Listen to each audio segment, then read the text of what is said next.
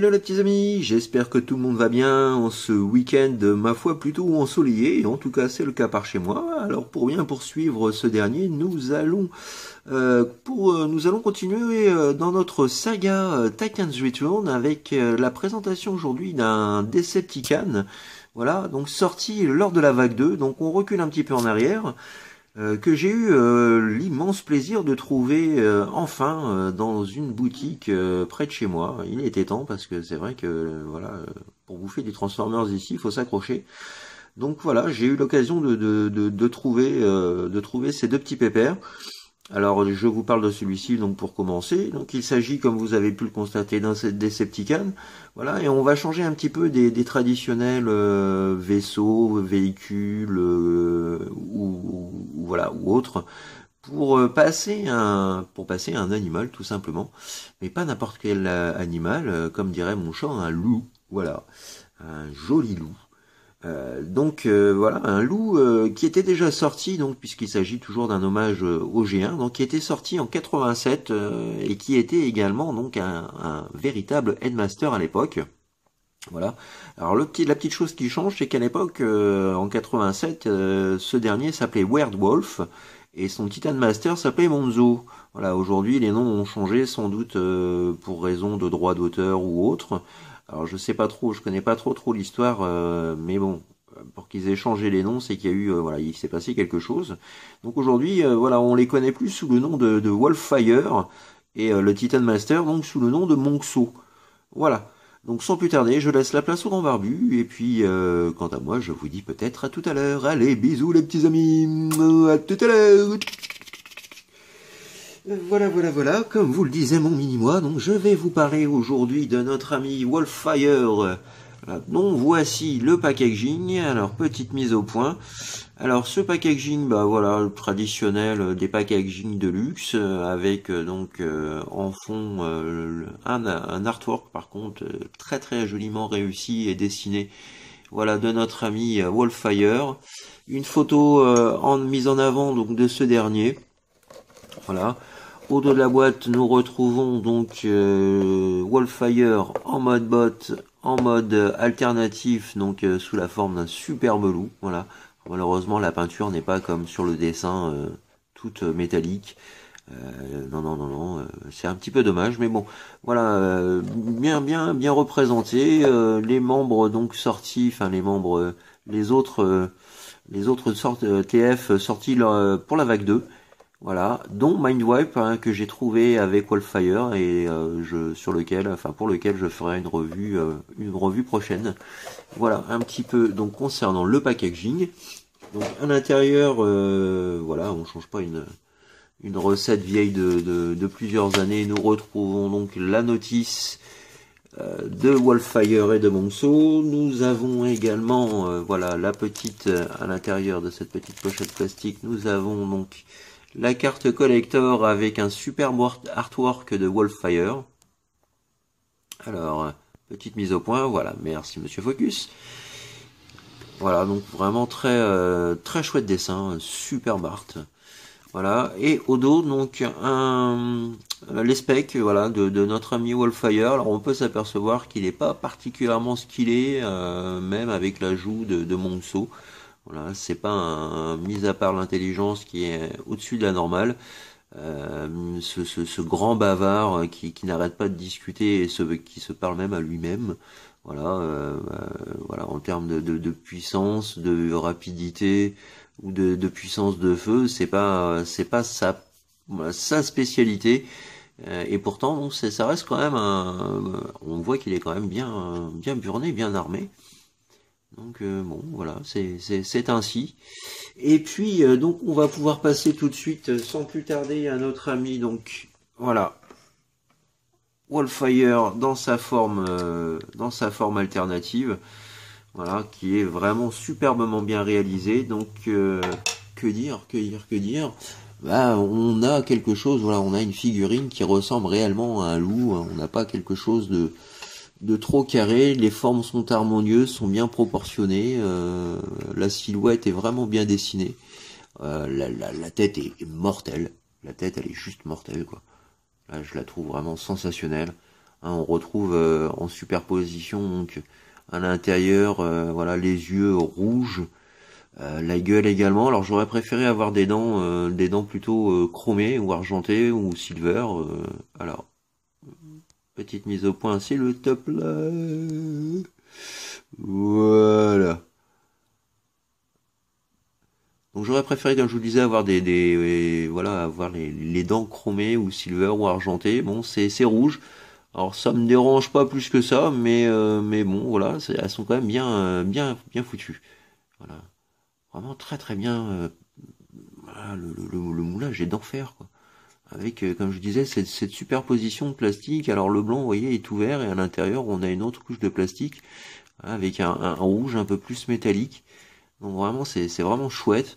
On a la gueule qui est, voilà, qui s'ouvre et qui se referme, comme le G1.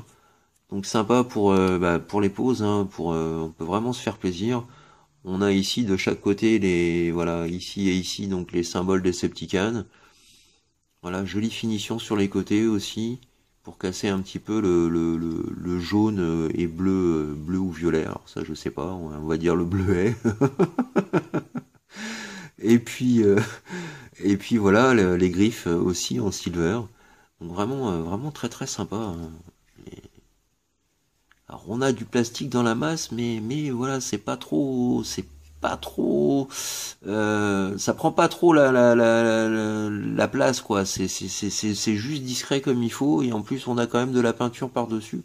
Donc vraiment sympa. Là on a du silver également, vraiment joli, hein, un petit peu de rouge sur la queue. Et puis voilà, quoi. Non, vraiment une superbe. Ouais, moi j'aime beaucoup. Voilà, je le trouve tout simplement super cool. Alors on a la possibilité, bien entendu, comme tous les Headmasters, donc de pouvoir ouvrir le cockpit et puis d'y glisser, d'y mettre, hop, notre figurine Monceau. Voilà, que voici, que voilà. Alors un petit peu dommage, bien entendu, bien sûr, parce que bah, comme c'est un Hasbro, il n'y a pas de petite touche de peinture au niveau du visage ou du masque ou donc voilà, c'est un peu, bah, c'est pas monochrome parce qu'il y a quand même deux couleurs, mais bon, ils sont pas trop foulés comme d'habitude au niveau de la finition. Alors le visage orange et rouge, enfin avec les yeux orange et le visage rouge. Moi qui suis daltonien, bon je vois pas grand chose, quoi. Je vois qu'une seule couleur, malheureusement. C'est pas l'idéal. Mais bon, voilà, c'est pas le plus beau visage que j'ai vu. C'est un petit peu dommage parce que le reste de la figurine est quand même super chouette. Donc on peut mettre notre ami Monceau à l'intérieur donc de son cockpit, voilà, comme tous les Headmasters. Hop, et refermer celui-ci. Voilà, on clipse bien. Et voilà, l'armure est opérationnelle. Et le loup est prêt à bondir. Vraiment, donc, très chouette figurine. Moi, je suis très fan. Bien détaillé, bien dessiné. La silhouette, comme je le disais, les proportions, les ciselures, les moulures, tout. Vraiment, la figurine en impose. On a même ici, au niveau des épaules, voilà, de chaque côté, comme dans certains Shogoking ou chez Gundam ou Macross. Donc les batteries de lance-missiles de chaque côté. Voilà. Donc c'est pour ça, hein, je suis un peu surpris qu'il soit pas plus stylé que ça au niveau de l'armement, de la puissance de feu, parce il est quand même bien pourvu. Alors surtout quand on lui rajoute, voilà, si on lui rajoute le canon en plus, voilà, voilà quoi, c'est vraiment un loup. Voilà, armé jusqu'au nom, quoi. Pour moi, la puissance de feu est plus importante que ce qui est marqué sur la notice. Alors bon, je sais pas, il a peut-être un canon à eau sur le dos, je sais pas. Je vais pas trop me prendre la tête, m'attarder avec ça, mais voilà quoi. La figurine est vraiment super chouette. Et puis donc également, une fois encore, comme tout Headmaster qui se doit, nous avons la possibilité donc de glisser notre ami Monceau à l'intérieur du canon. Voilà, Monceau ou une autre figurine. Et le voilà prêt au combat. Donc vraiment super sympa. Alors au niveau de la transformation, bah, on a quelque chose de propre, de correct. Moi je trouve la transformation comme la plupart de cette gamme vraiment bien réussie. Bon, la tête bien entendu. Hop, on la met de côté, on retire le canon, nous retirons la queue, donc ce qui viendra former voilà le sabre de Wolfire. Et donc on passe tout de suite à la transformation. Alors on va commencer voilà par positionner de façon un peu plus droite ce qui viendra former les jambes. On vient rabaisser les cuissardes pour former du coup les genouillères et les jambières. Voilà, donc on a des jambes complètes cette fois-ci. Donc l'astuce de transformation est sympa, hein, je trouve ça vraiment bien fichu. Donc on fait ensuite un demi-tour, on vient sortir. Alors là j'y arrivé.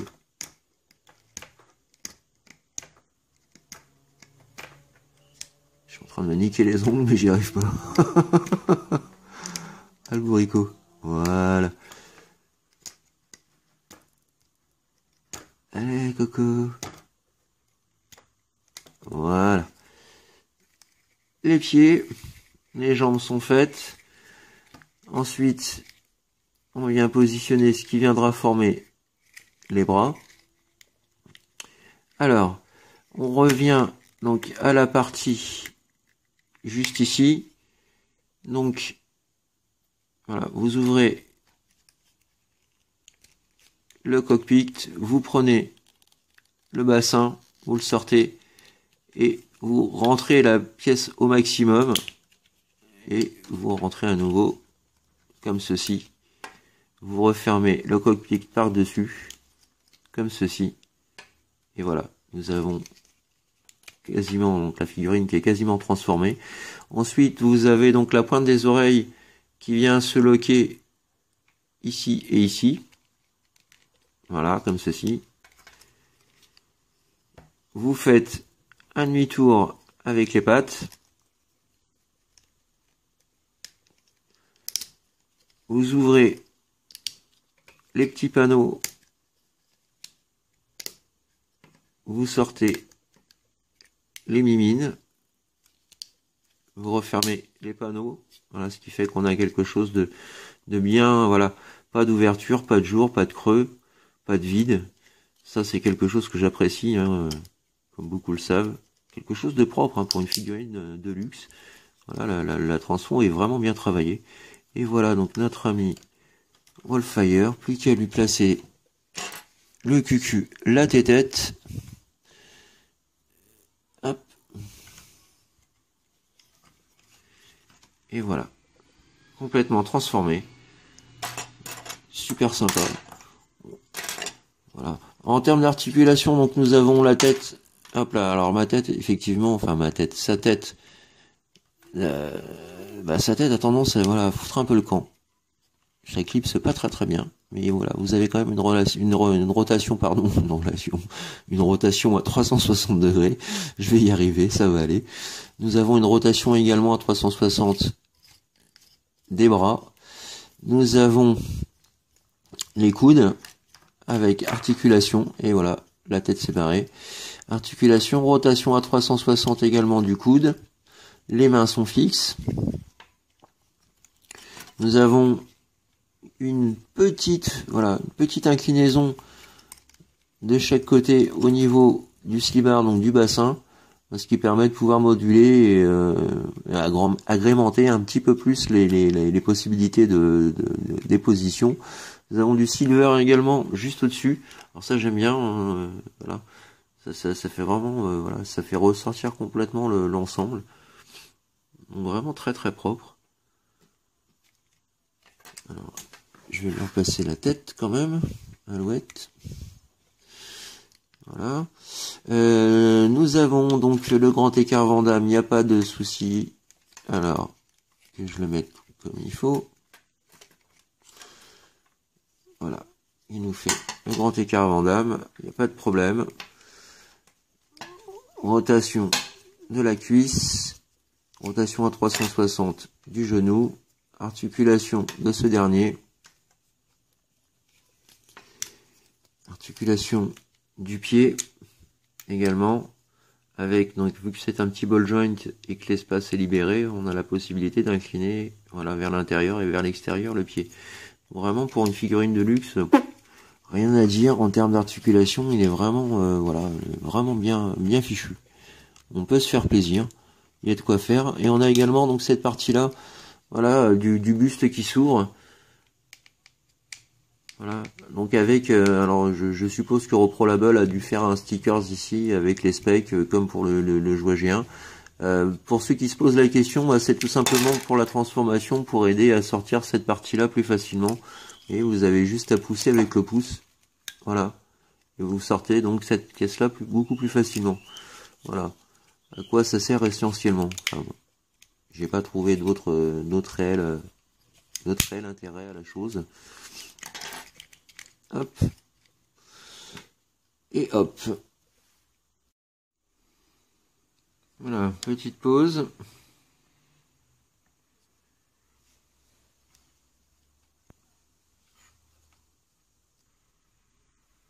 Un petit comparatif également donc avec 3 collègues.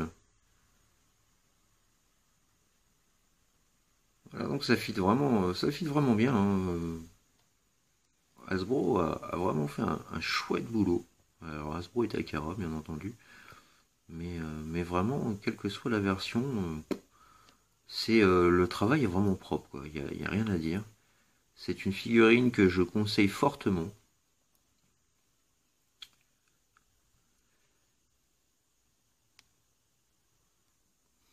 Voilà les petits amis, c'est ainsi donc que s'achève ma revue Transformers.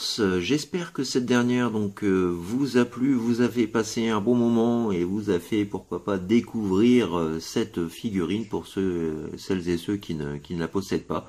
Donc vraiment je la conseille fortement, hein, je me répète, mais c'est vraiment une excellente figurine, voilà, pleine de bonnes surprises. Alors quelques petits points négatifs notamment donc à ce niveau-là, voilà. Mais ceci dit, bon, la transformation est bien fichue, donc ça reste cohérent. Bon, voilà, c'est une figurine vraiment qui en plus qui est bien fichue, qui a une belle gueule, un look bien badass.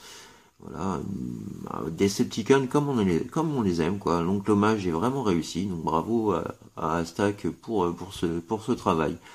Voilà, donc quant à moi, je vous dis bah rendez-vous très prochainement pour une prochaine et nouvelle revue Transformers. Alors j'espère avoir un petit peu plus de temps pour vous faire une petite revue Masterpiece parce que voilà, ça changera un petit peu. Alors bon, pour ça, bah, voilà, il me faut un petit peu plus de temps et plus d'organisation. Donc j'espère vous faire ça assez rapidement. Voilà, donc je vous fais plein de gros bisous. D'ici là, portez-vous bien, faites ce que vous avez à faire donc dans l'amour, dans la joie et dans la bonne humeur. Plein de gros bisous. Et puis voilà, prenez soin de vous. Allez les petits amis, je vous fais plein de gros bisous. À très bientôt. Bye bye. Tchuss.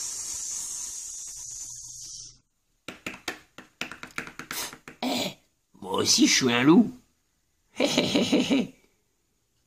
Non, toi, tu es un loulou. Un loulou? What? Oh, c'est malin, connard. Oh non, ça recommence, je suis un petit loulou. C'est la malédiction du chat.